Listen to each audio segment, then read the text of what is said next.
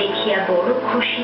কায়দাটা পাখিটার চেয়ে এত বেশি বড় যে পাখিটাকে দেখাই যায় না, মনে হয় তাকে না দেখিলেও চলে। রাজা বুঝিলেন আয়োজনের ত্রুটি নাই, খাঁচায় দানা নাই, পানি নাই, কেবল রাশি রাশি পুঁথি হইতে রাশি রাশি পাতা ছিঁড়িয়া কলমের ডগা দিয়া পাখির মুখের মধ্যে ঠাসা হইতেছে। গান তো বন্ধই, চিৎকার করিবার ফাঁকটুকু পর্যন্ত বোঝা, দেখিলে শরীরে রোমাঞ্চ হয়।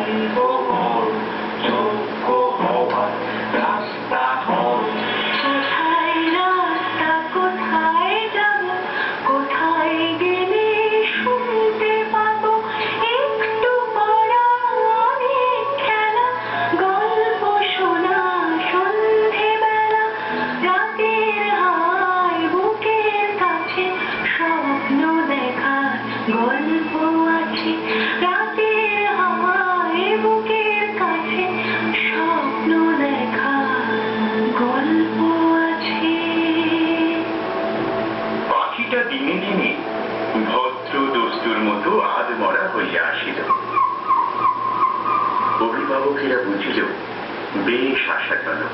তবু স্বভাব দোষে সকালবেলার আলোর দিকে পাখি যায়, আর অন্যায় রকমে পাখা ঝটপট করে। এমনকি একের দিন দেখা যায় সে তার রোগা ঠোঁট দিয়া খাঁচার শলা কাটিবার চেষ্টায় আছে। কোতোয়াল বলিল, এ কি বেয়াদবি! তখন শিক্ষা মহলে হাঁকড় হাতুড়ি আগুন লইয়া কামার আসিয়া হাজির। কি তোমার দম পিটানি! লোহার শিকল তৈরি হইল, পাখির ডানা গেল কাটা। পাখিটা মরিল, ক্ষণকালে যে কেউ তা ঠাউর করিতে পারে নাই। নিন্দুকে রটনা শুনে রাজা বলিলেন, ভাগিনা, এ কি শুনি? মহারাজ, পাখিটার শিক্ষা পুরা হইয়াছে। ও কি আর লাফায়? আমি রামু। ও কি ওরে? না। আর কি গান গায়? না। দানা না পাইলে চেঁচায়? না। একবার পাখিটাকে আনো তো দেখি। পাখি আসিল, রাজা পাখিটাকে টিপিলেন। সে হাঁ করিল না, করিল না। কেবল তার পেটের মধ্যে পুঁথির শুকনো পাতা খস খস গজ গজ করিতে লাগিল। আমার মুক্তি আলোয় আলোয়, এই আকাশে আমার মুক্তি আলোয় আলোয়।